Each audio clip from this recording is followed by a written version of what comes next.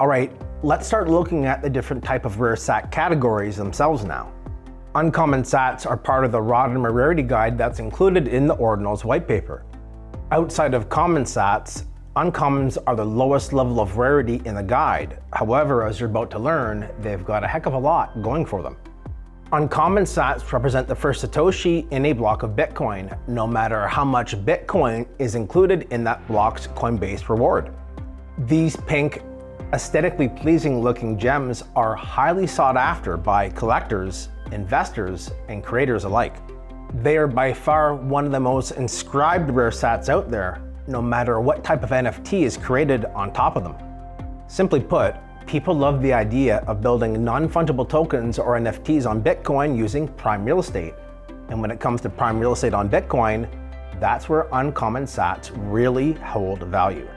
However, the uncommon category goes much deeper than this. Soon after Casey Rodimer released the Rarity Guide, a community-based decision was made that was formed on strong consensus. Why not create a category to represent the last satoshi of a block? Just like a Bitcoin has its alpha and omega, so too could a block have a beginning and an end when it came to rare sats. This rare sat is called a black uncommon. And the black theme has been adopted to apply to all levels of the Rodimer Rarity Guide since, something that we'll look at deeper in this series. So, the first satoshi in a block is called an uncommon, and the last satoshi in that block is called a black uncommon. This is why you'll see a lot of alpha uncommons and omega black uncommons together. Back in the early days of Bitcoin, the block reward started off at 50 Bitcoin per block. And then it got half down to 25 Bitcoin per block, then it got half down to 12.5 Bitcoin per block, etc., etc. The first two epochs of Bitcoin had whole numbers when it came to the number of Bitcoin included in each block as a reward. And what this meant was that each uncommon sat by default was also an alpha. Ditto for black uncommons in this era, as they were also omegas. From Epoch 3 onward, and an epoch represents 4 years in Bitcoin or one halving cycle, things started to change. And this is because the block reward was halved down to 12.5. It was no longer a whole number, and this changes the dynamic when it comes to rare sats.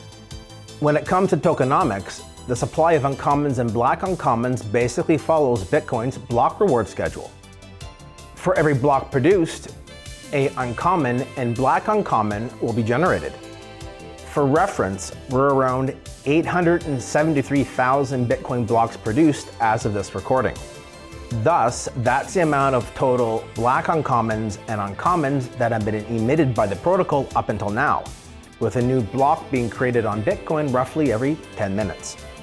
But there's a twist here.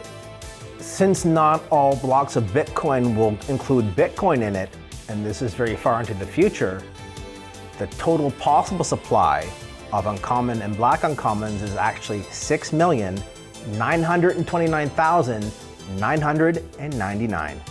Now look, if that large number gives you a little bit of the jitters, I got some really good news for you. As I mentioned, to get to this number, we're looking far into the future, as the last of the 21 million Bitcoin won't be issued by the protocol until the year 2140. So you and I, we've got a long time to prepare. As you can see, these are very much protocol-based rare sats opposed to historically based rare sats. However, if there was ever a staple or a no-brainer type of play in the rare sats market, uncommons and black uncommons may just be it.